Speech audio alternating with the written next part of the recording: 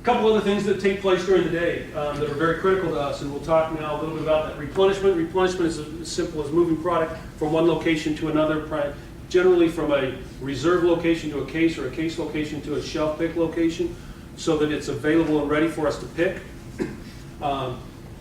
Key focus for us, definitely wanting to make sure that we do all of these functions throughout the day so that the night shift order fillers have the product available immediately for them to pick, and saving time and effort in that area. So replenishment, large task for us throughout the day. Cycle counting. Cycle counting within McKesson is a way of doing physical inventories. We very seldom take physical inventories. We have $7.3 billion. And in Greg, in the West region, we may do, one physical inventory a year, maybe two? One or two distribution centers may do a physical inventory in a year. That's it. We cycle count everything on a daily basis. All of our items are coded as an A, a B, a C, or a D. If it's an A item, it is counted every week. Those items are cycle counted every week. If it's a B item, it's every month, C is every quarter, and D items are every 6 months. So you can imagine the D items, those are the items that really never move, there's not a lot of value to them, etc., and they're only counted once every 6 months. Now that we also have additional counts that take place throughout the day. An inventory manager who works at the distribution center may say, you know what? A customer called in a short. A customer said I mispicked something. A customer complained about an error that we made.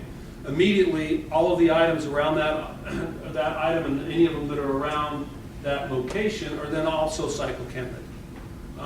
Anytime we pick or touch a controlled substance, we immediately cycle count those products the next morning.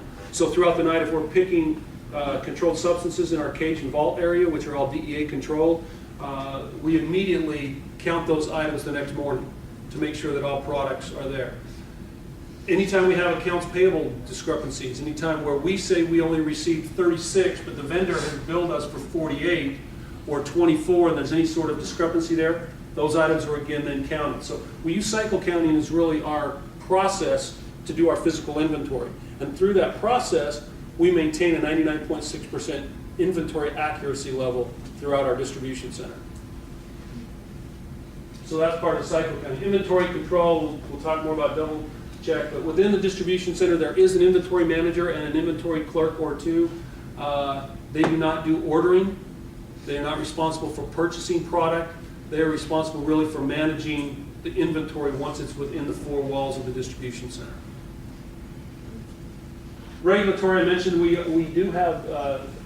we are strictly monitored, and we do have a lot of reporting to DEA, to FDA. We do a lot of FAA as well because we fly and ship some hazardous type items as well. But a lot of government regulations, so there's a lot of auditing that takes place and a lot of processes that we have to follow within our distribution network.